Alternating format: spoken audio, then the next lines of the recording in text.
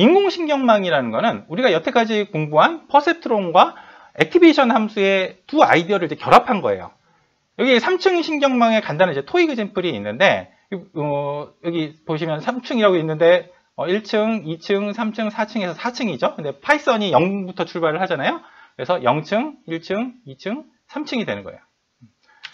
0층으로 이제 전기 신호가 입력이 되면, X1, X2라고 이렇게 입력이 되면, 생물학적인 뉴럴 네트워크에서는 시냅스라는 게 들어오는 전기 신호의 세기를 재조정했잖아요. 그래서 퍼셉트론에서 뭘 했냐면 들어오는 전기 신호에다가 가중치를 곱했어요. 그리고 그 생물학적인 뉴럴 네트워크에 보면 소모라는 게 있는데 그걸 합쳤죠. 그래서 곱한 값들을 합쳐줬어요. 그리고 인계값을 넘으면 1로 전기 신호를 전달을 하고 넘지 않으면 0으로 죽인다고 했는데 그 인계값 세타를 넘겨서 마이너스 세타를 B라고 치환을 했고 그거를 바이어스라고 부른다고 했죠. 그래서 1에다가 편향 B를 곱해요. 그리고 이제 다 더하죠. 여기 X1하고 X2는 이제 계속 바뀔 수 있는 값이고 여기 1은 이제 그 픽스된 값이에요. 그리고 퍼셉트론에서는 이 다음 뉴런으로 전기 신호를 전달을 할 때 모 아니면 도라는 식으로 인계값을 넘으면 1, 넘지 않으면 0. 여기 이 상황에서는 이제 편향을 더해줬으니까 0보다 크면 1, 0보다 작으면 0으로 이제 전기 신호를 전달을 했는데 활성화 함수에서 뭐였어요? 머신러닝에서 러닝을 하기 위해서는 이제 미분이 돼야 된다. 그리고 미분이 돼야 될 뿐만 아니라 정보를 줘야 되는데 헤비사이드 함수는 0 제외하고는 다 미분이 되긴 하지만은 미분계수 0 모두 다 0이기 때문에 알려주는 정보가 없어요. 그래서 끊어진 철사를 이렇게 부드럽게 이어 붙였죠. 그걸 이제 시그모이드 함수 1 더하기 2의 마이너스 x분의 1이라고 하고 여기 h가 바로 시그모이드 함수가 돼요. 그래서 다 합친 값들을 다음 뉴런으로 신호 전달을 할 때 헤비사이드 함수를 따라서 하는 게 아니라 시그모이드 함수로 값이 0과 1 사이에 모든 값을 다 취할 수 있도록 이렇게 신호가 전달이 돼요. 여기 굵은 화살표로 이렇게 3개가 있는데 그것뿐만 아니라 요 화살표도 해당이 돼요. 요거. 이게 또 다른 두 번째 뉴런이죠. 여기는 이제 가중치가 이렇게 붙어 있어서 들어오는 전기 신호 X1에다가 새로운 가중치를 곱해주고 들어온 전기 신호에다가 새로운 가중치를 곱해줘요. 그리고 새로운 편향이 있어서 그것들을 이제 다 더해주고 역시 마찬가지로 요 시그모이드 함수를 적용을 해서 다음 뉴런으로 전기 신호를 전달을 해요. 역시 마찬가지로 여기 웨이트가 붙어 있고 들어온 전기 신호에다가 곱해주고 또 새로운 편향이 있어서 그것들을 다 더하고 시그모이드 함수를 적용을 해서 전기 신호를 다음 뉴런으로 전달을 해요. 이게 이제 입력층에서 1층으로 전달되는 과정이에요. 신호가. 그 다음에 이제 1층에서 2층은 역시 같은 작업을 또 해요. 시그모이드 함수로 이제 전달된 그 전기 신호 Z1, Z2, Z3가 있는데 이 화살표에 이렇게 가중치가 붙어 있죠. 각각 다 곱하고 편향을 또 더해줘서 역시 그 시그모이드 함수를 적용을 해서 또 다른 전기 신호로 전달을 해요.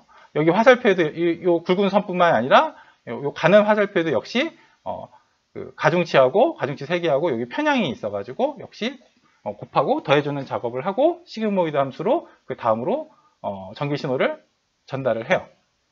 이게 이제 1층에서 2층으로의 신호 전달 과정이고요.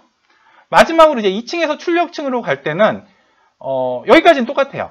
가중치를 곱해주고 편향을 더해줘가지고 이렇게 그 신호가 전달이 되고 역시 가중치를 곱해주고 편향을 더해줘서 신호가 전달이 되는데 여기는 이제 그 시그모이드 함수를 적용을 하는 게 아니라 소프트맥스라는 함수가 있어요. 이거는 이제 뒤에서 공부를 할 건데 이 소프트맥스 함수는 어떤 역할을 하냐면 일반적인 벡터를 확률 벡터로 바꿔주는 역할을 해요. 이게 뉴럴 네트워크의 전체적인 구조예요. 이 간단한 인공신경망을 파이썬에 numPy를 써서 구현을 해볼게요. numPy는 벡터, 행렬, 텐서에 특화된 라이브러리라고 했죠. 그래서 이 인공신경망에 등장하는 그 다양한 수식들을 행렬로 바꿔줄 필요가 있어요. 먼저 행렬의 정의를 볼게요. 저는 고등학교 때 행렬을 그 수업 시간에 배웠는데 교과 과정에서 행렬이 빠졌어요. 저는 개인적으로 굉장히 안타깝게 생각을 하는데 행렬은 미적분학과 더불어서 수학이 가장 기초가 되고 정말 많이 쓰이는 수학이에요. 행렬은 이렇게 숫자로 이루어진 박스인데 행렬은 말 그대로 행과 열로 이루어졌어요. 요거를 1행이라고 부르고요. 요거를 2행이라고 불러요. 그리고 요거를 1열이라고 부르고요. 요거를 2열이라고 불러요. 요 인덱스의 그 표기 방법이 1행 1열은 이렇게 1,2라고 써주고 1행 2열에 있는 원소는 1, 2라고 써져요. 2행 1열의 원소는 2, 1이라고 써주죠. 그러니까 벡터는 어떻게 보면 숫자를 이렇게 라인으로 쭉 이어서 쓴 거잖아요. 근데 행렬은 이제 박스로 써졌기 때문에 좌표가 두 개가 필요한 거예요. 벡터는 첫 번째냐, 두 번째냐, 세 번째냐 해가지고 그 서브스크립트가 1, 2, 3, 4 이렇게 나가는데 행렬은 이제 두 개가 필요해가지고 이렇게 뭐 예를 들면 2 이렇게 붙어 있으면은 첫 번째, 두 번째 행에 첫 번째, 두 번째 열에 있는 원소를 이렇게 A, 2,2라고 이제 표현을 해요. 행렬을 그 num파이로 써서 입력을 해볼게요. num파이를 불러오고 역시 행렬을 입력할 때는 벡터처럼 어레이를 써서 입력을 하는데 이 브래킷이 하나만 있는 게 아니라 이렇게 브래킷이 두 개가 있어요. 1, 2, 3, 4 브래킷이 두 개가 있어요. 우리가 그 행렬을 종이에다 손으로 쓸 때는 이제 박스 모양으로 쓸 수가 있는데 우리가 그 컴퓨터에다 이제 타이핑을 쳐서 할 때는 이게 박스로 이렇게 입력을 못하고 한 줄로 쭉 이어서 나오잖아요. 쓸 수밖에 없잖아요. 이렇게 입력은 이렇게 한 줄로 쭉 써서 이어서 쓰는데 이렇게 출력을 해보면 이렇게 박스 모양의 행렬 형태로 이렇게 나와요. 그래서 여기 1,2가 1행이고 3,4가 2행이죠. 그러면 얘를 이제 1행을 뽑아내고 싶으면 이제 리스트에서 뽑아내는 거랑 이제 동일해요. 리스트 뽑아낼 때 영어제 원소를 뽑아내라. 그러니까 요 영어제 원소는 요 전체 리스트에서 보면 얘는 이제 리스트긴 하지만 리스트 안에 리스트죠. 그래서 영어제 원소는 요 1,2예요. 그래서 영어제 원소를 뽑아내라 하면 이렇게 나오고 첫 번째 원소를 뽑아내라 하면은 이렇게 3,4가 나와요. 행렬에 이제 그 연산을 할 수 있어요. 마치 그 숫자 우리가 덧셈, 곱셈 할 수 있고, 벡터도 이제 덧셈 할 수 있듯이 행렬도 이제 연산을 할 수가 있어요. 그러니까 박스와 박스를 더하는데, 덧셈의 정의는 이렇게 돼요. 그러니까 우리가 행렬을 정의를 한다는 얘기는 그 i행 j열에 있는 원소를 정의를 한다는 얘기거든요. 그래서 두 행렬 A와 B를 더하고 나서 그 값이 뭐냐라고 정의를 하려면 두 행렬을 더했을 때 i행 j열에 있는 원소가 뭔지를 우리가 알려줘야 돼요. 앞에 있는 행렬에 i행 j열에 있는 원소하고 두 번째 행렬에 i행 j열에 있는 원소를 더하겠다는 얘기예요. 그래서 다시 말해서 두 행렬을 더하면 나온 값이 뭐가 되느냐? 1행 1열에 있는 원소는 이 앞에 있는 행렬의 1행 1열 원소와 두 번째 행렬의 1행 1열에 있는 원소를 더하라는 얘기죠. 두 행렬을 더했을 때 요 1행 2열에 있는 원소는 뭐냐? 첫 번째 행렬의 1행 2열에 있는 원소하고 두 번째 행렬의 1행 2열에 있는 원소를 더하라는 얘기예요. 굉장히 직관적이죠. 그러니까 마치 벡터 덧셈하고 마찬가지 방식으로 이루어져요. 한번 더 해볼게요. 자, y는 5, 6, 7, 8이라고 입력을 하면 x는 이렇게 생긴 행렬이고 y는 이렇게 생렬인데 두 행렬을 더하면 이렇게 나와요. 1하고 5하고 더해서 6이 나오고 2하고 6하고 더해서 8이 나오고 3하고 7하고 더해서 10이 나오고 4하고 8이 더해서 12가 나와요. 아주 직관적이죠. 그 다음에 이 행렬에는 상수배라는 연산이 있어요. 그러니까 보통 연산이라고 하면 이제 같은 생각하는 카테고리에서 이제 같은 대상들을 이제 연산을 하는데 상수배는 연산을 할 때 같은 대상이 아니라 요 A라는 건 행렬인데 요 K는 숫자예요. 보통 이제 스칼라라고 부르는데 숫자가 이제 뭐 벡터나 행렬과 이제 같이 이제 대비가 될 때는 스칼라라고 부르죠.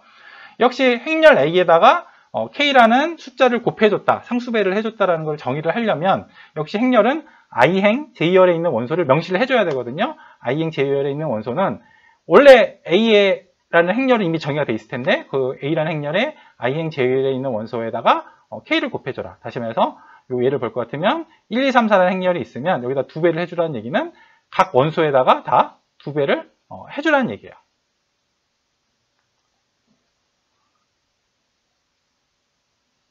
예를 들면 x가 이제 1, 2, 3, 4인데 여기다가 스칼라 곱할 때처럼 똑같은 기호를 써요. 그러니까 계산기에 있는 기호 곱하기 스타를 해주면 이렇게 1에다 2를 곱하고 2에다 2를 곱해서 4, 3에다 2를 곱해서 6, 4에다 2를 곱해서 8이 나와요.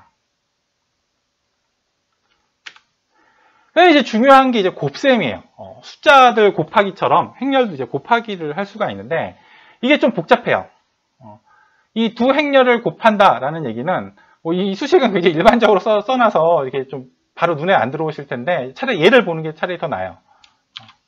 여기 두 행렬을 곱하면 여기에 있는 원소는 어떤 방식으로 곱하냐면 얘랑 얘를 곱해줘요. 1하고 5하고 곱해주고 2하고 7하고 곱해줘서 두 개를 더해요. 그래서 19가 나오죠. 그리고 여기 1행 2열에 있는 원소는 얘랑 1행이랑 2열이랑 이렇게 곱해주는 거예요. 그래서 1하고 6하고 곱하고 2하고 8하고 곱해서 그래서 22가 나오는 거죠. 그리고 여기 43은 어떻게 나왔냐? 3, 4하고 5, 7하고 각각 엔트리를 곱해서 더해줘요. 그리고 50은 어떻게 나왔느냐? 3, 4하고 6, 8하고 각각 엔트리를 곱해서 더해줘서 이렇게 50이 나오는 거야. 그 다음 얘는 여기 이제 22는 어떻게 나왔냐? 1, 2, 3하고 1, 3, 5에 엔트리들을 다 곱해줘서 더해주고, 그리고 28은 1, 2, 3하고 2, 4, 6 요 엔트리를 곱해서 더해줘서 28이 나오고, 그리고 49는 4, 5, 6과 1, 3, 5의 엔트리들을 각각 다 곱해줘서 더해주고, 그리고 64는 4, 5, 6과 2, 4, 6의 엔트리를 다 곱해줘서 더해주는 거예요. 그래서 행렬 사이즈가 이렇게 2x2 행렬 같은 경우에는 이렇게 2x2 행렬이 나오는데 곱하고 나면 2x3하고 3x2는 곱해주면 이렇게 그 사이즈가 바뀌어요. 일반적으로 n/n 행렬하고 n/n 행렬을 곱하면 요 n이 이제 그 소거가 돼서 n/l 행렬이 나오고, 만일에 그 오른쪽에 있는 n하고 요 앞에 있는 게 서로 이게 그 사이즈가 다르면 행렬은 곱해지지가 않아요. 그러니까 숫자는 항상 두 숫자가 있으면 곱해지잖아요. 근데 행렬은 우리가 맘대로 항상 곱할 수가 있는 거예요. 없는 거예요. 여기 요 사이즈가 맞춰져 똑같아야 돼요. n하고 이제 똑같아야 돼요. 그리고 행렬에서 굉장히 중요한 특징이 있는데, 행렬은 교환 법칙이 성립하지 않아요. 그러니까 숫자 같은 경우에는 a 곱하기 b나 b 곱하기 a나 값이 동일하잖아요. 근데 행렬의 곱은 a 곱하기 b하고 b 곱하기 a가 서로 다를 수가 있어요. 사실 대부분 달라요. 그래서 한번 곱하기를 해보면 x, y 이렇게 있으면 numPy, 이때는 곱하기는 함수가 덧이에요. 덧. 해보면 이렇게 나오죠. 19, 22, 43, 50 나왔는데, 이게 이제 아까 전에 본 요거랑 이제 똑같이 나오죠. 행렬은 교환 법칙이 성립하지 않는다고 그랬잖아요. numPy x하고 y 말고 y하고 x하고 이제 순서를 바꿔서 곱해보면 실제 이제 손으로도 이제 곱해볼 수가 있는데 이렇게 값이 서로 이게 다르게 나와요. 행렬 곱셈의 아주 중요한 성질이에요. 교환 법칙이 성립하지 않는다라는 거죠. 그 다음에는 한번 요걸로 한번 쳐볼게요. 1, 2, 3, 4, 5, 6 x를 y array에 행렬은 브래킷이 두 개 있죠. 1, 2, 3, 4, 5, 6 이렇게 x는 이렇게 나와요. 입력은 이렇게 한 줄로 쭉 해야 되지만 어쩔 수 없죠. 그렇지만 출력은 이렇게 박스 형태로 예쁘게 나온다라는 거예요. 0행을 뽑아보면, 그러니까 1행을 뽑아보면 요 0번째 그 엔트리가 나오죠. 이렇게 리스트 안에 리스트가 있어서 전체 리스트 입장에서 봤을 때는 요 리스트가 이제 0번째 원소가 되는 거죠. 2, 3이 나오고 4, 5, 6이 나온다. 그 다음에 요걸 이제 입력을 해볼게요. 1, 2, 3, 4, 5, 6 같은 경우에는 y는 by array에 1, 2 이게 첫 번째 행이고, 그 다음에 3, 4 두 번째 행이고, 5, 6 세 번째 행이에요. 이렇게 보면 써주면 이렇게 되고, 곱해주려면 numPy 덧을 해주면 된다라는 거. 이렇게 해가지고 22, 28, 49, 64 하고 나오는데 손으로 계산한 거랑 동일하죠.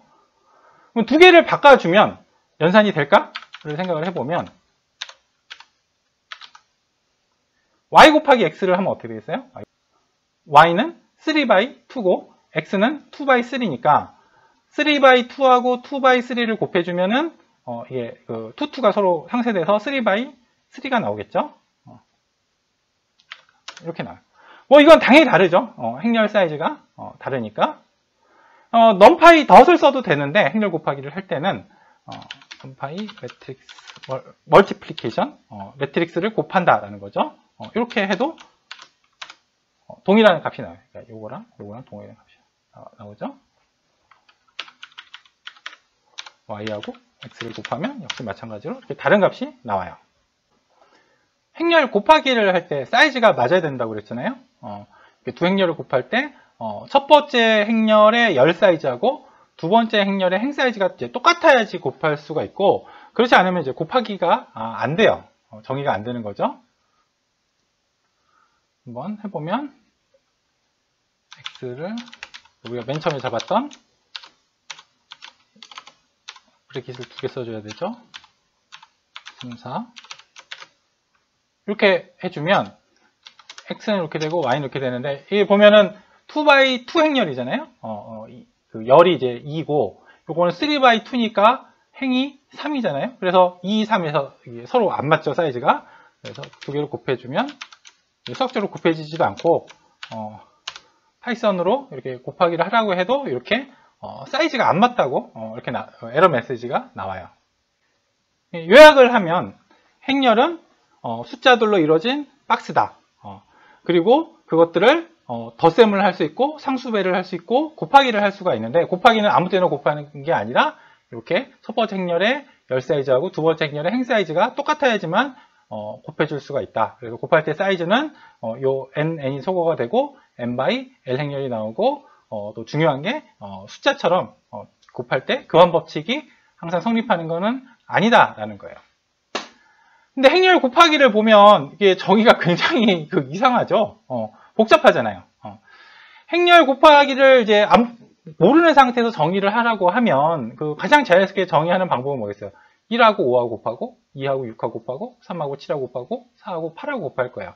사실 이 곱하기도 사실 이름이 있어요. 수학자 아다마르 이름을 따가지고 아다마르 프로덕트라고 하는데, 보통 이렇게 행렬을 공부하는 수학의 분야를 이제 선형대 수학이라고 하는데, 그 과목 이름을 선형대 수학에서 보통은 이제 아다마르 프로덕트를 다루지는 않는데, 딥러닝에서는 이 아다마르 프로덕트를 이제 꽤 써요. 그래서 나중에 아다마르 프로덕트도 이제 쓰긴 쓸 텐데, 지금 우리 상황에서는 이제 선형대수의 기본적인 곱하기 규칙을 따라서 해보면, 이렇게 굉장히 복잡한 방식으로 곱한다는 거예요. 왜 이렇게 복잡한 방식으로 곱하냐? 이건 사실은 선형대 수학을 공부를 할 때, 1학기 배우고 나서 왜 행렬을 이렇게 복잡한 방식으로 곱하냐는 질문에 답을 할 수가 있으면, 선형대 수학 1학기를 정말 잘 수강을 한 거예요. 굉장히 핵심을 잘 캐치를 한 거죠. 그리고 우리가 또 앞으로 많이 쓸 게 트랜스포지션이라는 거예요. 트랜스포지션. 행렬 A가 주어져 있을 때 트랜스포즈를 정의한다는 거는, 다시 한번 강조하면 행렬을 정의한다는 얘기는 I행 J열에 있는 원소를 정의를 한다는 얘기죠. 근데 이제 뒤집어요. I행 J열에 있는 원소를 뭐라고 둘 거냐면 J행 I열에 있는 원소라고 둘 거예요. 얘를 보는 게 사실 더 직관적인데, 여기 1, 2, 3, 4라는 행렬이 있으면 여기 트랜스포즈 첫 자를 따서 이렇게 T라고 오른쪽 위에다가 슈퍼스크립트로 쓰는데, 요 대각선을 기준으로 해서 이렇게 뒤집어요. 뒤집어서 3은 여기로 가고 2는 요 밑으로 가는 거예요. 1, 2, 3, 4, 5, 6이라는 이제 2x3 행렬이 있으면 여기다 이제 트랜스포즈를 취하면 이제 이 사이즈 자체가 완전히 바뀌어버려요. 3x2 행렬이 돼가지고 요 대각선 1로 요걸 기준으로 해서 이렇게 플립 뒤집어 버리는 거예요. 그러면 이제 요런 행렬이 나오죠. 트랜스포즈가 가지는 이제 특징은, 대수적인 특징은 트랜스포즈를 두 번 하면 뒤집으면은 그냥 원래 위치대로 돌아올 거 아니에요. 그래서 행렬 A에 트랜스포즈에 다시 또 트랜스포즈를 하면 자기 자신이 되고, 또 두 행렬을 곱한 다음에 트랜스포즈를 하면 그냥 각각 들어가는 게 아니라 각각 들어간 다음에 그 다음에 두 개의 곱하기 위치를 바꿔줘요. 행렬은 곱하기 교환 법칙이 성립하지 않는다고 그랬잖아요. 그래서 A 트랜스포즈 곱하기 B 트랜스포즈하고 요 B 트랜스포즈, A 트랜스포즈는 값이 완전히 달라지거든요. 그래서 트랜스포즈를 하면 각각 트랜스포즈를 하고 두 개를 뒤집는다라는 거예요. 이 X에 대해서 트랜스포즈를 하면 이렇게 메서드를 써줘요. T라고 해보면 원래 1, 2, 3, 4였는데 이 대각선 1, 4를 기준으로 뒤집어져 가지고 요 오른쪽 위에 있던 2가 밑으로 내려오고, 왼쪽 아래에 있던 3이 오른쪽 위로 이렇게 올라가게 되는 거죠. Y 같은 경우에 보면 y가 이렇게 생겼는데 역시 메소드 t를 쓰면 114를 기준으로 해가지고 요걸 기준으로 해서 이렇게 뒤집는 거예요. 뒤집으면 이렇게 2가 밑으로 가고 3, 5, 6이 이렇게 오른쪽 위로 이렇게 다 올라가게 되는 거죠. 인공신경망의 작동 방식을 행렬로 한번 써볼게요. 인공신경망은 이제 층을 여러 개를 쌓았기 때문에 웨이트와 편향이 이제 굉장히 많이 등장을 하죠. 그래서 몇 층에 속해 있냐라는 거를 명시를 해줘야 돼요. 그래서 위첨자로 이렇게 가로하고 층이라고 써져요. 여기 보시면 이제 K층으로 가는 거다라고 하면은 그 층 K를 이렇게 K를 써주는 거죠. 그리고 입력 신호에 웨이트를 곱해주고 편향까지 해가지고 다 더해주는 값을 A라고 하면 역시 이게 그 K층에 속해 있으니까 위에 K라고 써주는 거예요. 그리고 요 밑에 1, 2, 3이라고 있는데 요거는 이제 몇 번째 뉴런이냐, 첫 번째 뉴런이냐, 두 번째 뉴런이냐, 세 번째 뉴런이냐, 요걸 표시를 하는 거죠. 앞에서 이제 예를 볼게요. 0층에서 1층으로 가니까 이 웨이트 위에 1을 써주고 편향 위에도 역시 1을 써줘요. 그리고 입력 신호에다가 웨이트를 곱하고 편향까지 해서 다 더한 값을 A라고 놓으면 요거는 이제 1층에 속해 있으니까 위첨자로 1이라고 써주고 이건 첫 번째 뉴런은 그 밑에다가 1, 2, 3 이렇게 밑첨자로 써져요. 그래서 요거는 1층의 첫 번째 뉴런, 1층의 두 번째 뉴런, 1층의 세 번째 뉴런을 뜻해요. 그리고 이제 시그모이드 함수를 적용을 하죠. 그 값을 이제 z라고 하면 역시 마찬가지 표기법으로 1층의 첫 번째 뉴런, 1층의 두 번째 뉴런, 1층의 세 번째 뉴런 이런 표기법을 따를게요. 1층에서 2층으로 갈 때는 역시 웨이트와 편향 위에 2층으로 가니까 2라고 써주고 이제 입력 신호, 그러니까 1층 입장에서는 이제 출력 신호고 2층 입장에서는 이제 입력 신호죠. 요 Z1, Z2, Z3 요 입력 신호에다가 이제 웨이트를 곱해주고 편향까지 해서 다 더해줄 텐데 그걸 A라고 놓으면 요 이제 2층에 속해 있으니까 위첨자를 2라고 쓰고 밑첨자는 첫 번째 뉴런, 두 번째 뉴런에서 1, 2 이렇게 써져요. 시그모이드 함수를 적용을 하면 Z라고 했을 때 이거는 2층에 속해 있는 첫 번째 뉴런, 2층에 속해 있는 두 번째 뉴런이 되겠죠. 2층에서 3층으로 갈 때는 위첨자를 이렇게 3이라고 써주고 이건 3층에 속해 있으니까 세 번째 층에 속해 있다. 그리고 첫 번째 뉴런, 두 번째 뉴런 이렇게 되는 거죠. 그리고 이 밑첨자를 보시면 요 밑에 앞에다가 입력을 써주고 오른쪽에다 이제 출력을 써줄게요. 이 빨간색 W11을 보시면 첫 번째 뉴런에서 첫 번째 뉴런으로 간다라는 거죠. 요거는 두 번째 뉴런에서 첫 번째 뉴런으로 간다. 그러니까 입력이 두 번째 뉴런 2, 출력이 첫 번째 뉴런 1 해서 이렇게 이 빨간색 W2,1을 보시면 두 번째 뉴런에서 첫 번째 뉴런으로 가는 이 화살표에 붙어 있는 웨이트다라는 거예요. 그리고 또 파란색을 보시면 요 W12라고 있는데 파란색 W12는 첫 번째 뉴런에서 두 번째 뉴런으로 가는 거죠. 그러니까 첫 번째 뉴런에서 두 번째 뉴런으로 간다. 그래서 그 밑첨자를 1,2라고 표시를 하고 W22는 두 번째 뉴런에서 두 번째 뉴런으로 가죠. 그래서 입력이 2, 출력이 2 해서 W22, 요 파란색 W22예요. 이 녹색도 마찬가지 방식으로 표시를 하고요. 그리고 요 수식을 보면 우리가 퍼셉트론에서 공부한 방식이에요. 이 입력 신호, 그러니까 K층 입장에서는 입력 신호고 K-1층 입장에서 이제 출력 신호죠. 이 K층에서 이제 입력 신호에다가 빨간색 뉴런을 보시면 첫 번째 뉴런에서 첫 번째 뉴런으로 가는 이 W11하고 두 번째 뉴런에서 첫 번째 뉴런으로 가는 W21이 있는데 입력 신호에다 각각 곱해서 이렇게 곱해서 그리고 1에다가 이제 편향 B1까지 곱하고 이것들을 몽땅 다 합치면 이게 바로 A1이 되는 거죠. 파란색을 보시면 입력신호 X1에다가 요 파란색 화살표에 붙어 있는 W12, 첫 번째 뉴런에서 두 번째 뉴런으로 가니까 W12죠. W12를 곱하고 또 요 파란색 W22를 보시면 두 번째 뉴런에서 두 번째 뉴런으로 가니까 W22죠. 역시 X2에다가 곱하고 그리고 요 편향 B2를 다 더하라는 거예요. 이걸 이제 두 번째 뉴런에 있는 값 A2죠. 세 번째에 있는 뉴런은 이제 녹색을 보셔야 되는데 첫 번째 뉴런에서 세 번째 뉴런으로 가는 요 녹색 W13. 첫 번째 뉴런에서 세 번째 뉴런으로 간다. 그리고 W23는 두 번째 뉴런에서 세 번째 뉴런으로 가는 거죠. X1에다가 W13를 곱하고 X2에다가 W23를 곱하고 그리고 요 편향 1에다가 B3를 곱하고 이것들을 다 더해서 A3라고 나요. 이거는 우리가 이제 앞에 가서 쓰던 방식인데 이거를 우리가 방금 전에 공부했던 행렬로 바꿔서 표현을 해볼게요. 왜 이렇게 표현을 하냐면 이제 파이썬으로 구현을 할 때 넘파이는 벡터 행렬 텐서에 특화된 그 라이브러리여가지고 요렇게 코드를 요 방식으로 코드를 짜는 것보다 요 방식으로 코드를 짜는 게 훨씬 더 빨라요.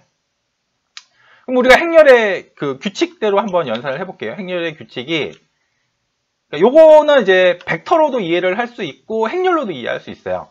행렬로 이해하는 방식은 1/2 행렬이 되는 거죠. 행이 하나만 있고 열이 두 개가 있는 거죠.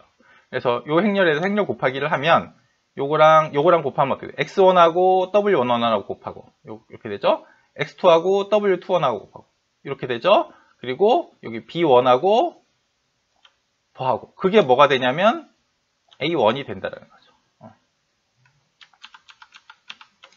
그 다음에 요 행렬하고 요 행하고 요 열하고 이렇게 곱하면 X1하고 W12하고 곱하고 X2하고 W22하고 곱하고 그 다음에 B2까지 해서 다 더하면 A2가 되는 거죠. 마지막으로 요 행하고 요 열하고 곱하고 X1하고 W13을 곱하고 X2하고 W23를 곱해요. 그리고 더하죠. 그리고 또 하나를 더 더하기를 B3하고까지 더하면 여기 A3가 되는 거죠. 이런 식으로 뉴럴 네트워크가 이제 신호 전달되는 과정을 이렇게 스칼라 형태로 쓸 수도 있지만은 행렬 형태로 쓸 수도 있고 요 행렬 형태로 쓴 거를 우리는 이제 코드로 바꿀 거예요. 근데 우리 교과서하고 표기 방법이 좀 다른데 우리 교과서에서는 이 앞에 있는 게 출력으로 나오고 오른쪽에 있는 게 이제 입력으로 나와요. 근데 그렇게 쓰면 뭐가 문제가 되냐면 요 행렬의 노테이션이 여기 이게 W12가 아니라 W21이 되고 W13가 아니라 31이 되거든요. 그런데 그렇게 쓰면은 이 행렬 요 노테이션하고 달라져요. 근데 이 행렬 노테이션은 모든 사람들이 쓰는 규칙이기 때문에 이렇게 행렬 노테이션을 이렇게 맘대로 바꿀 수는 없어요. 그래서 제가 웬만하면 교과서를 충실하게 따라가는 편인데 요거는 바꿀게요. 아마 지금은 뭐 납득하지 않으실 수도 있겠지만은 선형대 수학을 수강을 하시고 나면 이 기호를 W21, W31이라고 쓰는 게 얼마나 헷갈리는 기호라는 걸 아마 동감을 하실 거예요. 우리 교재가 선형대 수학의 일반적인 노테이션하고 다른 게 요 미첨차뿐만이 아니에요. 이런 걸 이제 행렬이 벡터에 대해서 이제 액트를 한다고 하는데 선형대 수학의 일반적인 노테이션은 행렬이 벡터에 액트를 할 때 W11, W12, 2행 1열, 2행 2열, 3행 1열, 3행 2열 여기 이제 벡터를 이렇게 세로로 써줘요. 열벡터라고 하죠. 그리고 편향을 더해주는데 역시 편향도 이렇게 세로로 써줘요. 열벡터 형태로 써주고 두 행렬을 먼저 곱하면 요거랑 곱하죠. 그러면 W11, X1, W12, X2 또 2행이랑 요 열이랑 곱해주죠. W21, X1, W22, X2 또 3행이랑 요 열이랑 곱해주면 W31, X1, W32, X2 요 행렬이 이제 요 두 행렬을 이제 곱한 결과값이고 요 열벡터 그러니까 행렬로 이해를 하면 3x1 행렬이죠. 요 열벡터를 더해주면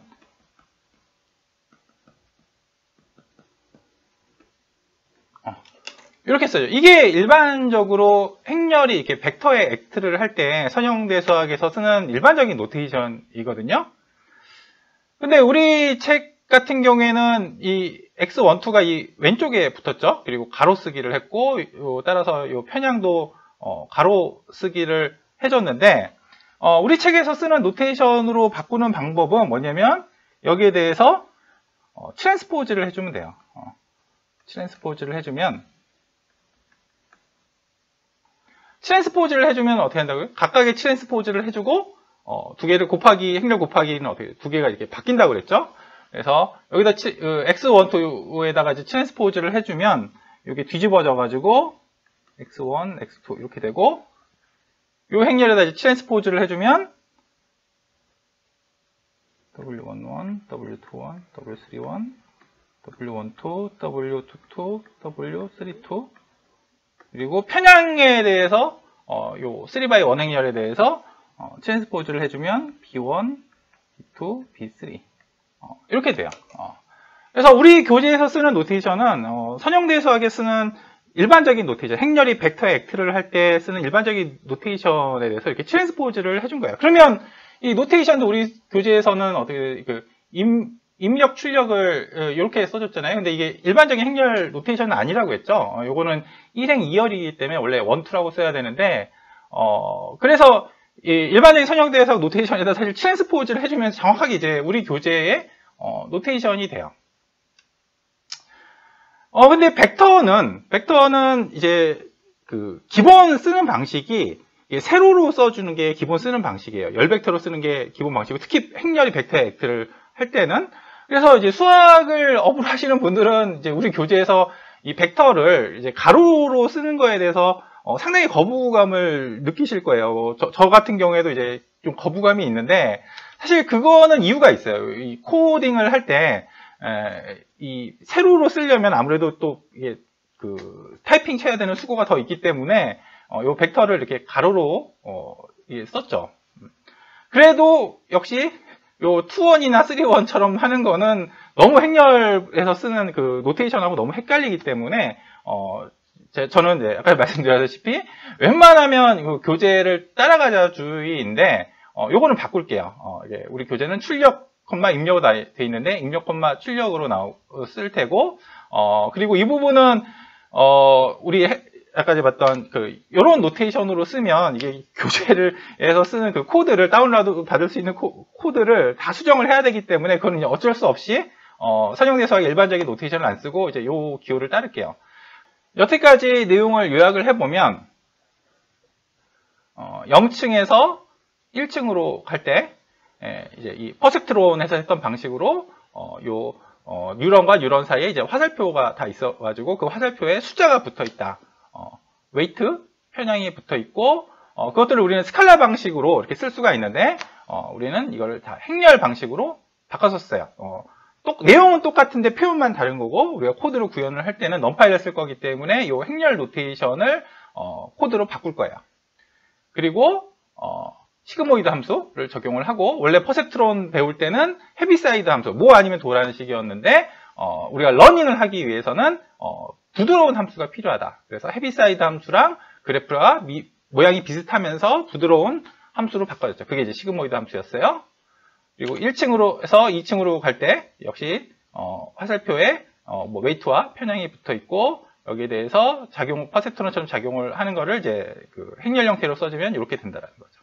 시그모이드 함수 적용을 하고, 또 역시 화살표에 숫자가 붙어 있죠. 웨이트와 바이어스, 퍼셉트론처럼 작동하는 방식을 행렬로 써주면 이렇게 되고, 맨 마지막에 이제 다른 부분이 등장을 하는데, 앞에서 이제 1층하고 2층에서는 시그모이드 함수였는데, 맨 마지막에서는 이제 소프트맥스, 일반적인 벡터를 확률 벡터로 바꿔주는 함수고, 이건 이제 좀 이따가 할 거예요. 인공신경망의 신호 전달 과정을 행렬로 써봤는데, 이걸 파이썬으로 구현해 볼게요. 우리 교재에서 89페이지인데, 우리 교재에서 이제 인터랙티브하게 코드를 입력을 할 때는 따로 그 파일을 만들지 않아서 이게 다운로드 받을 수가 없어요. 그건 뭐 어쩔 수가 없죠. 근데 89페이지에 있는 코드는 인터랙티브하게 작성한 코드가 아닌데, 이게 다운로드 받은 파일 안에 없거든요. 그래서 이걸 제가 다 이렇게 입력을 했습니다. 그 강좌 홈페이지에서 다운로드 받으실 수가 있어요. forward.py라고 저장을 해놨습니다. 첫 번째 줄을 보시면 뭐 뻔하죠. 이제 numpy 불러오고 그다음에 시그모이드 함수 정의하고 아이덴티티 펑션, 그러니까 항등 함수를 정의를 하는데, 항등 함수는 x를 그대로 x로 보내는 함수예요. 그래서 입력 인수가 x면 리턴하기를 그대로 x로 리턴을 하라는 얘기죠. 그 다음에 네트워크, 그러니까 신경망을 정의를 하는데, 여기 INIT는 아마 이니셜일 거예요. 그러니까 초기 신경망을 이제 정의를 하는데, 우리가 나중에 이제 러닝을 배우고 나면 이제 초기 신경망이 데이터를 넣어서 학습을 하면 이제 그 신경망이 계속 업데이트가 돼가면서 이게 성능이 점점 좋아지거든요. 뭐 아직까지 우리는 이제 러닝을 배우는 단계는 아니니까, 뭐 그래도 하여튼 이니셜 네트워크라고 이제 정의를 했어요. 그러면 이제 네트워크 하고서는 요거는 이제 딕셔너리에서 쓰는 기호잖아요. 이게 수학으로 치면 이제 집합 기호인데, 파이썬에서는 이제 그 딕셔너리를 정의할 때 쓰는 기호죠.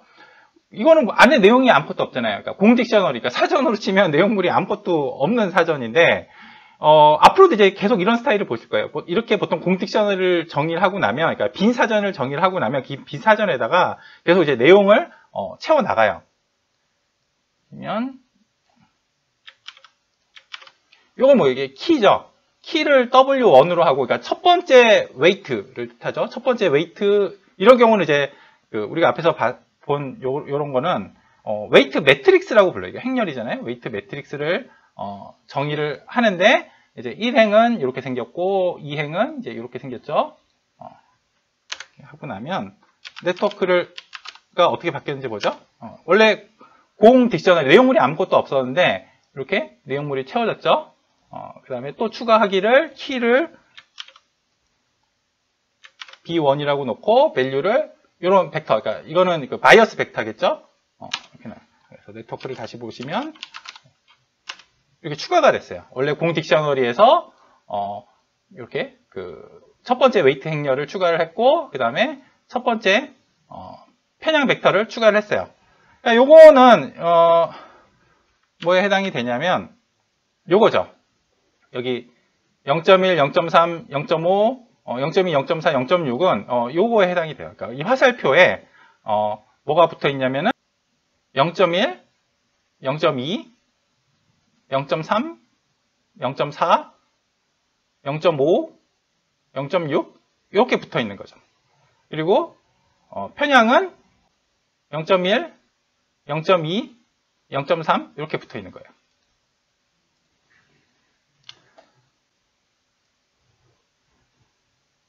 그래서 나머지도 다 채워 넣으면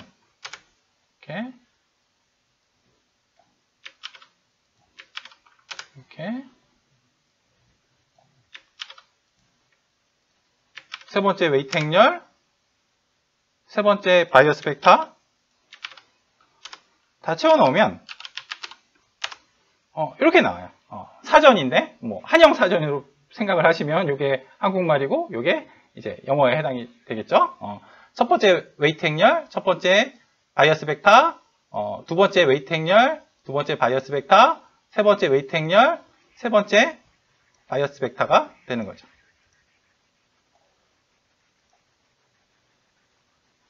그래서 요 전체를 이제 파이썬한테 알려주면 이렇게 되죠. 그래서 이니셜 네트워크, 초기 네트워크를 실행을 하면 이렇게 나오는 거예요. 그리고 여기 주의하실 점이 이제 괄호라고 있는데, 함수는 파이썬에서 정의하는 함수는 수학 함수랑 거의 비슷하게 생각하시면 된다고 했는데 좀 달라요. 그러니까 수학에서는 함수가 반드시 이게 변수가 있어야 되는데 요 정의를 보시면은 이 괄호 안에 아무것도 없잖아요. 그래서 파이썬의 함수는 사실 입력 인수가 없어도 돼요. 그러니까 요 함수를 실행을 하면 그냥 이 네트워크를, 그러니까 이렇게 생긴 네트워크를 리턴을 하는 거예요. 그다음 이제 포워드, 이 순전파라고 하는데, 그러니까 포워드는 뭐냐면 이 과정이에요. 이게 왼쪽에서 오른쪽으로 이게 파도처럼 이게 전기 신호가 이렇게 전달되는 거예요. 포워드 이런 식으로 가는 거죠. 이런 걸 이제 순전파라고 불러요. 포워드라고. 그러니까 포워드를 정의를 하기를 이걸 보시면은 요거는 네트워크라는 이제 요 네트워크에다가는 뭘 넣을 거냐면 요 이니셜 네트워크 함수를 실행을 해가지고, 그러니까 입력 인수가 없는 함수를 실행을 하면 요 네트워크를 리턴을 한다고 했죠. 이 네트워크는 요렇게 생긴 딕셔너리, 이렇게 생긴 딕셔너리를 요 네트워크 안에다가 입력을 할 거예요. 그리고 요 X는 그 초기에 입력되는 전기 신호예요. 요거죠. X1, X2가 입력이 될 거예요. 그러니까 우리가 이 결과값을 알려면 두 가지가 필요하죠.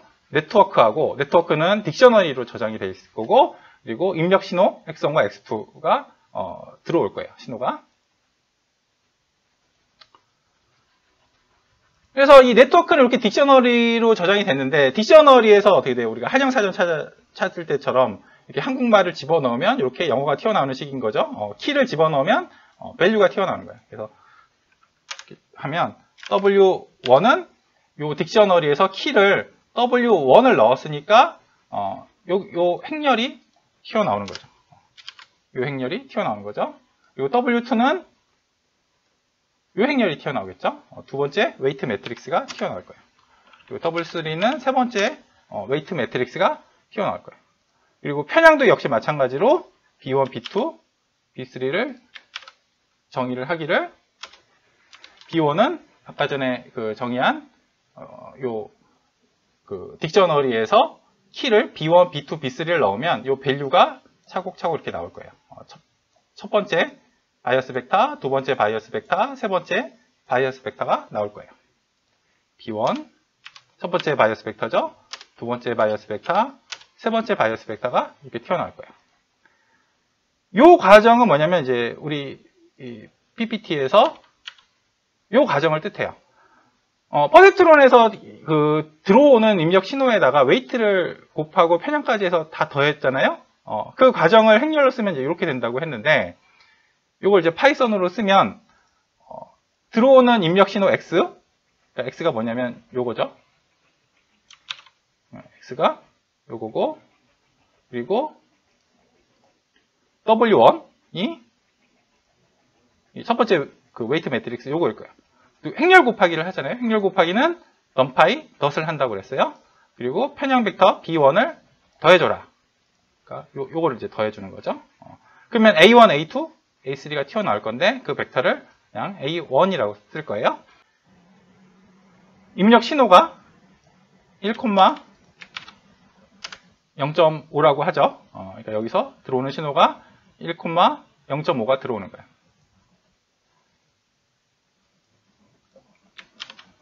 여기에 대해서 입력 신호하고 첫 번째 웨이트 매트릭스 곱해주고 편향을 더해주죠. 그러니까 이 작업을 해주는 거예요. 그러면 A란 벡터가 나오겠죠. 이렇게 나올 거예요. 0.3, 0.7, 1.1인데 그러니까 요게 0.3, 0.7, 1.1이라는 거죠. 그 다음에 인공신경망에서는 이제 그 뉴런이 다음 뉴런을 액티베이트를 할 때 시그모이드 함수를 썼잖아요. 그래서 A1 벡터에다가 시그모이드 함수를 적용을 해라 라는 얘기는, 시그모이드 함수는 원래 실수해서 정의되는 함수지만 파이썬에서는 그냥 벡터를 집어넣어도 찰떡같이 알아들어서 0.3에다가 시그모이드 적용하고 0.7에다가 시그모이드 적용하고 1.1에다가 시그모이드를 적용을 해요. 또 원을 보면 이렇게 나오죠. 요 세 벡터가 뭐냐면 이게 되는 거예요. 0.5744, 0.668, 그리고 0.75026 뭐 이런 식으로 나오는 거죠. 그 다음 층으로 가려면 이제 이렇게 되죠. 역시 이 작업을 해줘야 돼요. 이 작업을 해주면 이게 두 번째 웨이트 매트릭스와를 곱해주고 두 번째 바이어스 벡터를 더해주죠. 이게 요거예요. 방금 전에 이제 1층 입장에서는 이게 출력인데 2층 입장에서는 이제 입력 신호죠. 입력 신호에다가 두 번째 웨이트 매트릭스를 곱해주고 두 번째 편향 벡터를 더해주라는 거죠. A2가 이렇게 나오죠. 그래서 이게 0.516이고 이게 1.214 이렇게 되는 거예요. 역시 액티베이트를 하죠. 시그모이드 함수를 각각 적용을 해라 라고 하면 G2라고 하면 이렇게 나오는 거죠. 그래서 이게 0.626, 0.771 이렇게 나오는 거죠. 그다음 이제 세 번째 2층에서 3층으로 갈 때 웨이트 맥스를 곱해주고 편향 벡터를 더해주죠. 그게 이 작업이에요. A3가 이렇게 나오죠. 그래서 이게 0.3168, 이게 0.969627 뭐 이렇게 나오겠죠. 그 다음에 이제 항등함수, 요건 이제 하나 많은데 이거 도대체 왜 해주냐. 그러니까 A3나 사실 Y나 똑같아요. 항등함수는 그냥 그대로 보내는 거잖아요. 이거 정의도 보면 X를 그냥 입력을 하면 X를 리턴을 하는 거니까 A3나 이제 사실 Y나 똑같은데, 요걸 굳이 써주는 이유는 이제 뭐랄까 이렇게 일관성을 위해서요. 일관성을 위해서. 나중에 이제 이 항등함수를 소프트 벡터 함수로 이제 바꿔줄 거예요. 그래서 최종적으로 이제 Y를 리턴을 하라는 얘기죠. 그래서 한 줄 한 줄을 이제 쫓아가 봤고요. 이제 전체적으로는 이 시그모이드 함수 정의하고 항등 함수 정의하고 네트워크. 그러니까 네트워크라는 건 사실 이렇게 딕셔너리로 이제 데이터가 이제 저장이 되는 거예요. 그러니까 웨이트와 바이어스. 이게 첫 번째 웨이트가 매트릭스가 뭐다. 첫 번째 바이어스 벡터가 뭐다. 두 번째 웨이트 매트릭스가 뭐다. 그리고 두 번째 바이어스 벡터가 뭐다라는 식으로 키와 밸류 형태로 이제 저장이 되고, 요거 이제 순전파 왼쪽에서 오른쪽으로 신호가 이렇게 쫙 전달되는 거죠. 요거는 이제 그 웨이트 매트릭스 곱해주고 편향 벡터 더해주고 각각에 대해서 시그모이드 액티베이트를 해주고, 이걸 이제 계속 반복해 나가는 거예요. 마지막에 이제 항등 함수, 우린 나중에 여기에 대해서 소프트맥스 변화를 해줄 거예요. 그 다음에 이제 요거를 실행을 했죠. 요거 실행을 하면 이제 입력 인수가 없는데 그냥 실행이 돼가지고 뭐냐면 요 네트워크라는 딕셔너리를 리턴을 해내죠. 요게 사실은 우리가 생각하는 인공신경망에 대한 모든 정보를 사실은 다 담고 있는 거예요. 그래서 입력 신호는 X 1,0.5를 잡고, 이제 이 포워드 함수에다가 이 순전파를 하려면 두 가지가 필요하다고 했죠. 인공신경망하고 입력 신호. 그 다음에 나온 최종 결과 값을 Y를 리턴을 하라는 얘기예요. 실행을 해보면 이렇게 나오죠. 그래서 맨 마지막에는 나오는 그 두 값이 이렇게 된다는 거예요. 아니, 입력 신호를 이제 바꿀 수가 있어요. 바꿀 수가 이제 뭐 신호가 1,0.5만 들어오는 건 아니거든요. 그러니까 데이터는 굉장히 다양하기 때문에 데이터가 사실 바뀔 때마다 이 X1과 X2는 값이 계속 바뀌어요. 그래서 실험을 해보면 예를 들면 뭐 2 이렇게 해보면 이렇게 값이 바뀌겠죠. 3 해보면 이렇게 값이 바뀌어요. 마지막 층에서는 일반적인 요 벡터를 확률 벡터로 바꿔주는 소프트맥스 변환이라는 걸 한다고 했는데, 먼저 확률 벡터 볼게요. 확률 벡터는 별게 아니라 확률을 이렇게 벡터 형태로 쓴 거에 불과해요. 예를 들면 주사위를 던진다고 하면 앞면이 나올 확률이 2분의 1, 뒷면이 나올 확률이 2분의 1이니까 2분의 1, 2분의 1로 쓰고, 만약에 그 어떤 동전의 확률 벡터가 3분의 2, 3분의 1이면 뭐겠어요? 사기꾼들이 쓰는 동전이 되겠죠. 주사위를 던진다고 하면 이렇게 6분의 1, 6분의 1, 6분의 1, 점점점 6분의 1이 되겠죠. 근데 확률 벡터가 일반적인 그 벡터하고 다른 중요한 특징이 두 가지가 있어요. 일단 확률 벡터에 등장하는 이 원소들은 무조건 0 이상이어야 되겠죠. 음수인 확률은 생각할 수가 없잖아요. 그래서 0 이상이어야 되고, 또 확률의 중요한 특징이 확률을 다 더하면 1이 나와야 되죠. 소프트맥스 변환이라는 건 이렇게 일반적인 벡터가 주어져 있으면, 다시 말해서 일반적인 벡터를 하면 음수가 될 수도 있고, 또 다 더해서 1이 안 될 수도 있죠. 그런 일반적인 벡터가 들어오면 확률 벡터, 다시 말해서 다 0 이상이고 그리고 다 더해서 1인 벡터로 바꿔줘요. 이런 일반적인 벡터가 들어오면 맨 처음에 어떤 작업을 해주냐면 2의 x승을 취해줘요. 2의 x승을 취해주면 어떻게 지수함수니까 다 0 이상이어야 되겠죠. 그래서 다 0 이상으로 만들어주고, 그 다음에는 이제 합을 이제 1로 만들어주기 위해서 뭘 하냐면은 다 더한 거를 이렇게 나눠줘요. 실제로 이걸 다 더해보면 어떻게 돼서 이게 지금 분모가 다 동일하니까 이 분자 부분을 다 더하면 분모랑 동일해가지고 이제 1이 되겠죠. 수학에서 이런 걸 보통 이제 노멀라이즈 한다고 그래요. 그래서 이제 이런 일반적인 벡터를 이렇게 두 가지 작업, 양수로 만들어주는 작업, 합이 1이 되게 해주는 작업, 두 작업을 거치면 이렇게 확률 벡터로 바뀌어져요. 소프트맥스 변환의 또 중요한 특징이 입력 벡터가 이렇게 생겼고 입력 벡터가 이렇게 생겼어요. 다시 말해서 입력 벡터 이 각 원소에다가 다 그 동일한 숫자 C를 더해 주시면 소프트맥스 값이 동일하게 나와요. 이걸 이용해 가지고 오버플로우를 방지할 수가 있어요. 오버플로우가 뭐냐를 보면 넌파이 익스포넨셜 1 하면 우리가 잘 알고 있는 그 자연로그 2의 값 2.718 뭐 이렇게 나오죠. 여기다가 10을 하면 2의 10승이 나와요. 100을 하면 여기 이제 2 더하기 43은 뭐 전에 말씀드렸다시피 10의 43승이에요. 그러니까 2.688 곱하기 10의 43승이라는 얘기죠. 다시 말해서 2하고 그 뒤에 이제 그 굉장히 많은 그 숫자들이 붙어 있을 텐데 이걸 이제 일일이 다 이제 쓰기가 힘드니까 그냥 2.68817 이렇게 쓰고 곱하기 10의 43승 이렇게 쓴 거예요. 엄청나게 큰 숫자죠. 그 다음에 1000을 해보면 여기 보면 IMF는 이제 인피니트예요. 무한대죠. 근데 우리가 수학적으로 생각을 해보면 2의 1000승이 무지막지하게 큰 숫자이긴 하지만 무한대는 아니잖아요. 그러니까 숫자가 아무리 커도 유한과 무한은 뭐 엄청나게 큰 갭이 있죠. 근데 2의 1000승을 이제 무한대라고 답을 했는데 파이썬이 이건 이제 소위 이제 그 컴퓨터 사이언스에서 이제 오버플로우라는 거예요. 그러니까 그 메모리에다가 이제 숫자를 저장을 하는데 이 숫자가 너무 크면 이제 한정된 메모리 안에다 이제 다 저장을 할 수가 없거든요. 그래서 처리를 못 하기 때문에 그럴 경우는 이제 개념적으로는 무한대는 아니지만 그냥 무한대라고 이렇게 인식을 하게 되는 거예요. 그래서 익스포넨셜이 들어가는 식으로 이제 코드를 짤 때는 항상 이 오버플로우를 갖다가 이제 조심을 해야 돼요. 예를 들면 우리 교재에 있는 방식으로 한번 그 소프트맥스를 코드를 짜볼게요. 실험으로 삼을 거는 이제 A라는 벡터는 이제 큰 숫자 1010.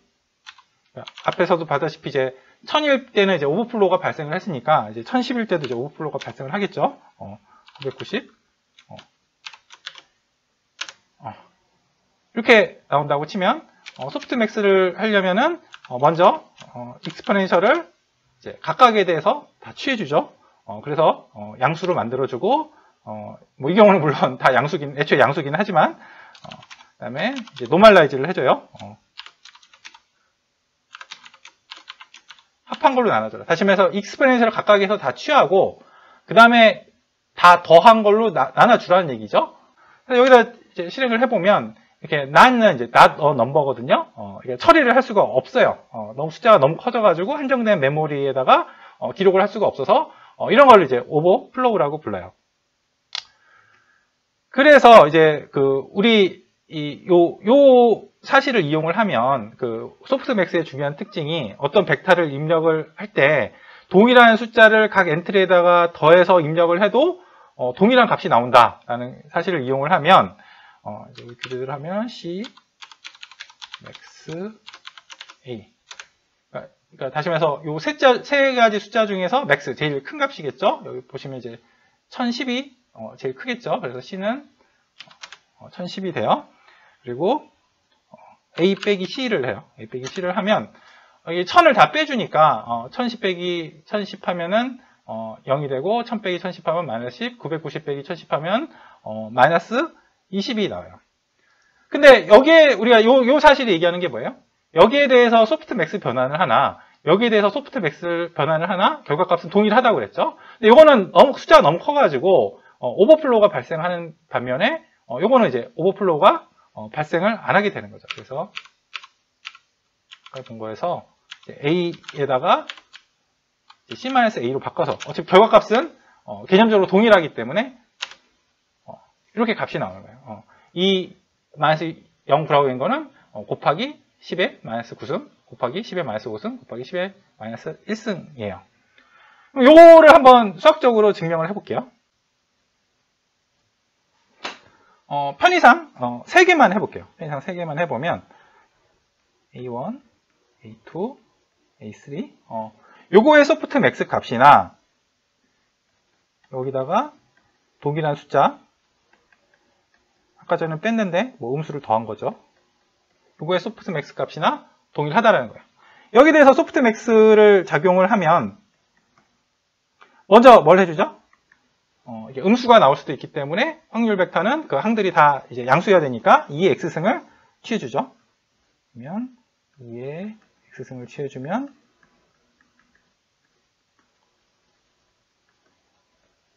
이렇게 나올 거예요. 그 다음에 확률은 다 더하면 1이 돼야 되니까 요 항들을 다 더한 걸로 나눠줘야 될 거예요. 이거는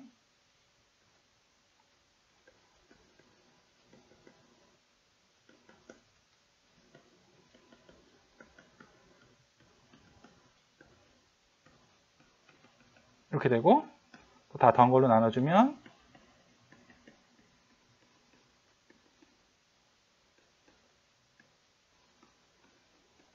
이렇게 되고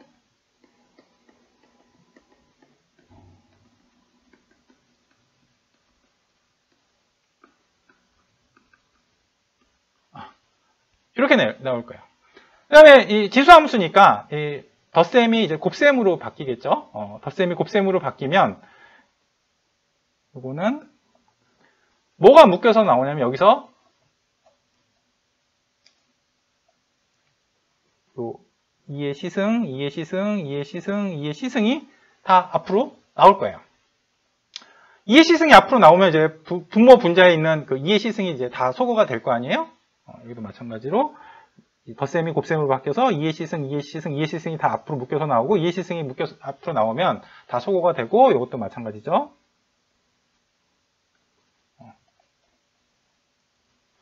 다 써보면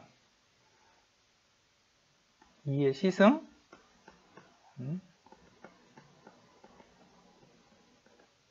네, 2의 시승, 2의 A1 승 2의 시승 또 묶이고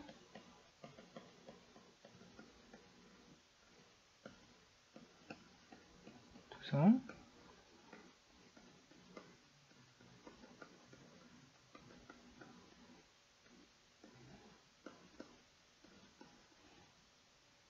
이렇게 되죠. 그런데 여기서 이게 이제 상쇄가 되는 거죠. 이 시승이 이렇게 소거가 되고 이렇게 되죠. 여기는 이제 노멀라이즈 한다.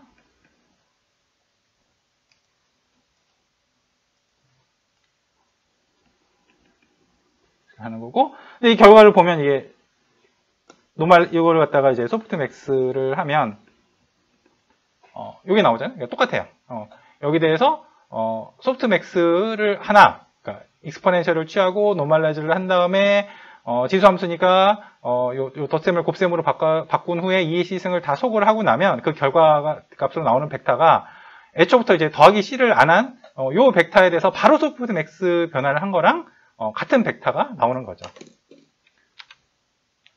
그래서 요 벡터, 여기 큰 값에 대해서는 숫자가 너무 커져서 한정된 메모리 안에다가 이제 기록을 할 수가 없어서 오버플로우가 발생을 했는데 여기다 동일한 숫자, 여기다 이제 마이너스 C를 더해주면 여기다 소프트맥스를 하나, 여기다 소프트맥스를 하나 수학적으로 계산을 해보면 동일하니까 이제 컴퓨터에서 처리를 할 때는 여기다 하지 말고 여기다 하라는 거예요.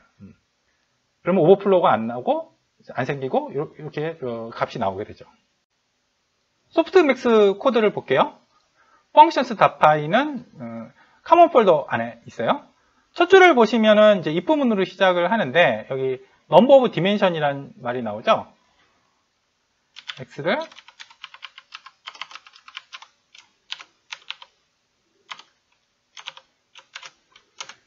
스칼라로 놓고 y를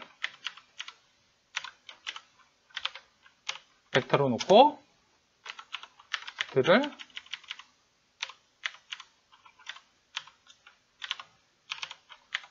행렬이라고 놓을게요. 스칼라, 벡터, 행렬이에요. 여기 넘버 오브 디멘션이라는 건 뭐냐면 스칼라는 이제 점으로 생각을 해서 0차원이고 벡터는 이렇게 선으로 이렇게 길게 늘어쓰죠. 그래서 선이니까 이제 1차원이고 행렬은 이렇게 박스 형태니까 2차원이라고 생각을 하는 거예요. 그래서 x에 대해서 넘버 오브 디멘션을 물어보면 0, 그러니까 스칼라라는 얘기고 y에 대해서 넘버 오브 디멘션을 물어보면 1, 선이니까 이제 벡터가 되는 거고 z에 대해서 넘버 오브 디멘션을 물어보면 이렇게 행렬이니까 면이죠. 그러니까 2차원이 되는 거예요. 그러면 이제 3차원도 생각할 수가 있잖아요. 큐브처럼. 그런 걸 이제 소위 말해서 텐서라고 불러요. 나중에 합성곡 신경망을 할 때 이 텐서 계산을 많이 할 텐데 이제 텐서라는 거는 이제 스칼라, 벡터, 행렬을 더 일반화한 개념이어가지고, 스칼라는 제로 차원 텐서고, 벡터는 1차원 텐서, 행렬은 이제 2차원 텐서가 되는 거예요. 그 다음에 이제 등호가 두 개가 이렇게 있는데, 우리가 이제 뭐라고 노차라고 하면 이제 등호 하나 이렇게 썼잖아요. 넣으면 이제 W가 이제 2가 되는 거죠. 이렇게 노차라고 하는 거는 사실 명제는 아니잖아요. 이게 약속이니까. 근데 이게 등호가 두 개가 되면 이렇게 하면 이제 명제가 돼요. 그러니까 1과 2는 같다라는 명제. 1과 2는 같다. 보면 이제 같지 않으니까 이제 false죠. 1과 1은 같다. 차이 명제니까 이제 true가 나오는 거예요. 그래서 x의 넘버 오브 디멘션이 2면 다시 말해서 입력하는 데이터가 입력 신호가 이제 행렬이라는 얘기잖아요. 근데 우리는 벡터를 넣을 거기 때문에 요 조건에 이제 해당이 안 되는 거예요. 그러니까 요 행렬을 넣는 거는 이제 나중에 배치 처리를 공부를 할 텐데 이제 그때 쓸 거예요. 이거는 그때 가서 다시 한번 볼게요. 이제 요거는 이제 해당이 안 되고 우리가 벡터를 넣으니까 벡터의 그 원소들의 최대값을 이 벡터 x에다가 이제 빼주라는 얘기죠. 벡터에서 스칼라, 이건 이제 스칼라일 텐데 벡터에다 이제 스칼라를 어떻게 빼주냐? 파이썬은 찰떡같이 알아들어가지고 이 벡터에다가 이 스칼라를 하나하나를 다 빼줘요. 그러니까 무슨 얘기냐?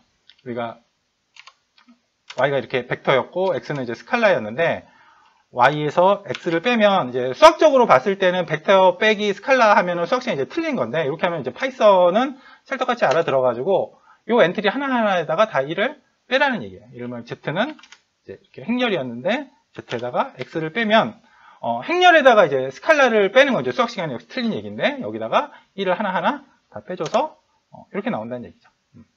그래서 원래 오리지널 벡터 x에다가 소프트맥스를 하나 그리고 그 각 엔트리에다가 최대값을 빼서 소프트맥스를 하나 사실 다 동일한 그 결과값이 나온다는 걸 이제 수학적으로 증명을 했잖아요. 근데 원래 입력하는 벡터 x의 엔트리가 항이 너무 커져버리면 이렇게 오버플로우가 발생을 하죠. 그래서 이 주석을 달아놨어요. 오버플로우 대책이라고 주석을 달아놨습니다. 그래서 요 오버플로우를 방지하기 위해서 이렇게 최대값을 각각 엔트리에다 빼준 벡터에 대해서 소프트맥스를 하라는 얘기예요. 먼저 익스포넨셜을 취하고 그리고 익스포넨셜을 취한 그것들을 항들을 모두 다 합해서 이제 노멀라이즈를 해서 리턴을 하라는 얘기죠. 기출문제 풀어볼게요. 이거는 이제 아까 전에 직접 써가면서 다 증명을 한 거죠. 요 벡터나 아니면 각각의 엔트리에다가 동일한 상수 C를 더해준 거나 소프트맥스 값이 동일하다. 핵심은 뭐냐면 지수함수의 덧셈을 곱셈으로 바꿔주는 성질을 이용을 해가지고 이해 시승을 다 끄집어내서 이제 다 속고를 했었죠. 그 다음은 요 4번 문제를 보시면 요 이제 2층 신경망인데 2층 신경망이 이렇게 신경망에 대한 그 정보, 그러니까 신경망에 대한 정보는 그것도 웨이트와 바이어스들의 모임인데 그것들 이렇게 딕셔너리 형태로 이제 저장을 한다고 했죠. 첫 번째 웨이트 매트릭스, 첫 번째 바이어스 벡터, 두 번째 웨이트 매트릭스, 두 번째 바이어스 벡터가 있어요. 여기에 대해서 이제 이 신경망에다가 로그 2,0이라는 거를 입력을 했어요. 그랬을 때 출력되는 소프트맥스 값을 구하라고 했어요. 입력 신호가 로그 2,0이고 첫 번째 가중치 행렬이 이렇게 생겼어요. 가중치 행렬을 곱해주죠. 3, 4, 5, 6 첫 번째 편향 벡터를 더해줘요. 지금 뭘 하는 거냐면 입력 신호가 지금 로그 2,0이고 여기 화살표에 지금 다 그 웨이트와 편향이 붙어 있을 텐데 이 웨이트 매트릭스와 편향 벡터가 지금 요거예요. 그래서 행렬 곱하기를 해주면 요 행에다가 첫 번째 열을 곱해주고 마이너스 로그 2 요 행에다가 두 번째 열을 곱해주면 마이너스 2 로그 2 행에다가 세 번째 열을 곱해주면 마이너스 3 로그 2 그리고 제로 벡터는 뭐 더해주나 만하고요. 그 다음에는 이 시그모이드 함수를 써서 다음 뉴런을 이제 액티베이트를 하죠. 그러니까 여기에 대해서 시그모이드 함수 1 더하기 2의 마이너스 x 승분의 1을 적용을 해야 될 거예요.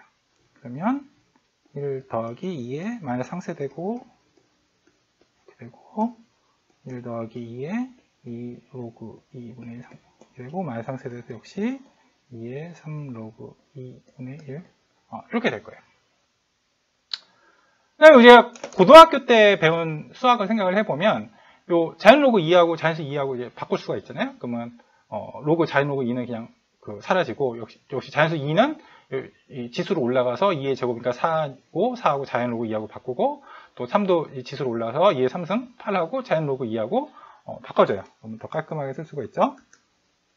그러면 자연수 2하고 자연 로그 2하고 바꿔서 이제 1 더하기 2 해서 3분의 1이 되고 2가 이제 자연수 2가 2의 제곱으로 올라가서 4하고 자연 로그 2하고 바꾸면 1 더하기 4 그러니까 5분의 1 그리고 3이 위로 올라가면 2의 3승 8 1 더하기 8 하면 9분의 1 이렇게 나오죠.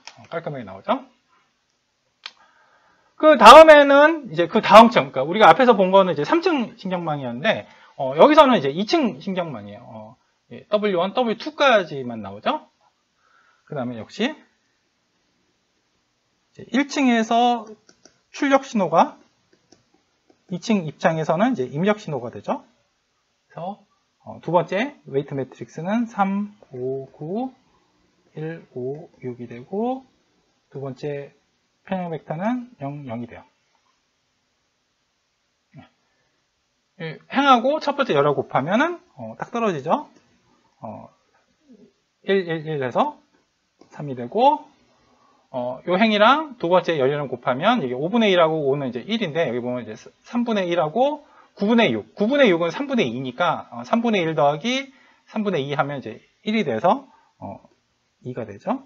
그래요. 그리고 맨 마지막 층은 시그모이드를 해주는 게 아니라 소프트맥스를 해주죠. 소프트맥스라 하면 입력되는 일반적인 벡터를 확률 벡터로 바꿔주는 작업이에요. 먼저 익스포넨셜을 취해주고 그 다음에 합이 1이 되도록 노멀라이즈를 해줘요. 다시 말해서 합한 걸로 이렇게 나눠줘요. 더 깔끔하게 쓰면 2의 제곱으로 나눠주면 이렇게 나오죠. 제가 전공이 수학이라 가지고 시험 문제는 웬만하면 깔끔하게 떨어지게 됩니다. 여태까지 공부한 내용을 정리를 해볼게요. 입력 신호 x1, x2가 이렇게 들어오면 웨이트 행렬을 곱해주고 표현 벡터를 더해줬죠. 이걸 앞바인 변환이라고 불러요. 우리가 앞에서 요 작업을 이제 앞바인 변환이라고 하고 이게 그 고등학교 때 용어로 치면 이제 1차 함수거든요. 1차 함수. 그러니까 변수가 이제 고등학교 때는 1변수만 다뤘는데 이렇게 변수가 2개 이상인 함수에 대해서 이제 1차 함수를 이제 생각을 하고 그걸 이제 앞바인 변환이라고 불러요. 그러니까 대학 때는 이게 고등학교 치면 이제 절편 같은 거죠. 요 절편이 없으면 딱 여기까지만 있으면 요거를 리니어하다고 부르고 이렇게 절편이 붙으면 요거를 앞바인 변환이라고 불러요. 그래서 앞바인 변환을 먼저 해주고 그 다음에 다음 뉴런을 액티베이트 하기 위해서 요거를 뭐냐면 시그모이드 층이라고 불러요. 시그모이드 층. 그 다음에 다시 앞바인 층, 시그모이드 층, 앞바인 층. 그 다음에 맨 마지막에는 이제 확률 벡터로 바꿔주기 위해서 소프트맥스 층이 있어요. 그래서 인공신경망이라는 거는 가장 기본이 되는 바닐라 구조는 요거예요. 앞바인 층, 시그모이드 층, 앞바인 층, 시그모이드 층, 앞바인 층, 시그모이드 층. 이게 계속 반복돼서 가다가 맨 마지막에는 앞바인 층, 소프트맥스 층. 해서 최종적으로는 확률 벡터가 나오는 거예요. 그래서 우리가 일반적인 벡터를 인공신경망에 넣으면 인공신경망은 뭘 이제 뱉어내냐면은 확률 벡터를 이제 출력을 하게 되는 거예요.